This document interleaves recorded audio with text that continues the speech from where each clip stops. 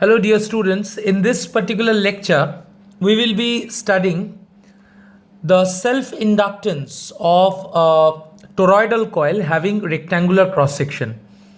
So we want to find the self-inductance of a toroidal coil which has a rectangular cross section. Now this is a toroidal coil.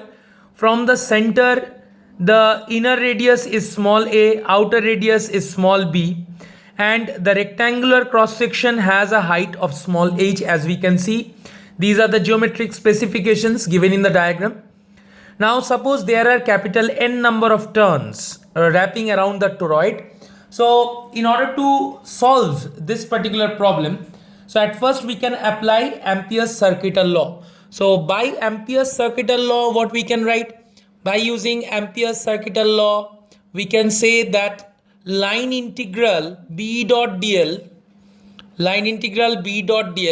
equals to mu 0 times the total current which is enclosed. Okay, so suppose the current which is flowing through the loops is I, and there are capital N number of turns. So what we can write, B into 2 pi r equals to mu naught Ni. So evidently we get the magnetic field B equals to mu naught Ni divided by 2 pi r. Very simple analysis. Once you get it, once you get B, then you can find out the magnetic flux which is linked with this rectangular cross section, with the element that we have chosen. So this particular element, the area of this element is H into dr. So magnetic flux which is associated with this element, magnetic flux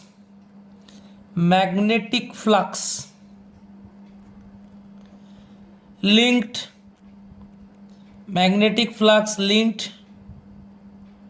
with the elementary area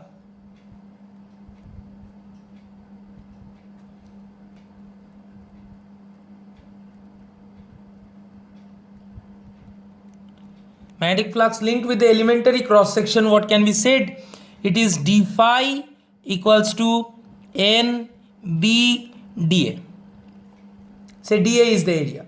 So what we can say? We can say that d phi equals to mu naught n square I divided by 2 pi r into dA, and dA will be h into dr. So h into dr. So very clearly we can find out the magnetic flux which is linked. So d phi equals to mu naught n square h divided by 2 pi into I, of course, and we have dr by r. So now if we integrate and find out the total flux linked with the toroidal cross section, linked with the toroid, so I must integrate r from small a to small b. So r equals to small a to r equals to small b. So if I do this integration, what will I get? By doing this integration, so I will get phi equals to mu 0 n square h by 2 pi log to the base e b by a, and this whole thing multiplied by I. And what do we know? We already know that phi, the magnetic flux linked with any coil, is L into I, you can say. Okay. Suppose when you are finding the self-inductance of a coil, the magnetic flux linked with the coil is phi equals to L into I. So we want to find the self-inductance associated with this toroidal coil of rectangular cross section. So this can very easily be equated with, so as phi equals L into I. So from here, by comparing these two relations, we can find out the value of L. And what can we write in as the value of L? So therefore L equals to mu naught n square h by 2 pi, I cancels, ln of b by a. So that's your final answer. We all know that inductance is a geometric property, and very clearly it is evident that it depends on the number of turns of the coil, on the dimensions b and a. So this is the expression for self-inductance of a toroidal coil of rectangular cross section, where A is the inner radius of the toroid, B is the outer radius of the toroid, and it has a height of small h. The rectangular cross section has a height of small h. So that's pretty much the result, as I was telling you. Once again, I'm telling that we have considered at a distance small r a circle. Okay, as you know that the toroidal structure is circular. The inner radius is small a, outer radius is small b.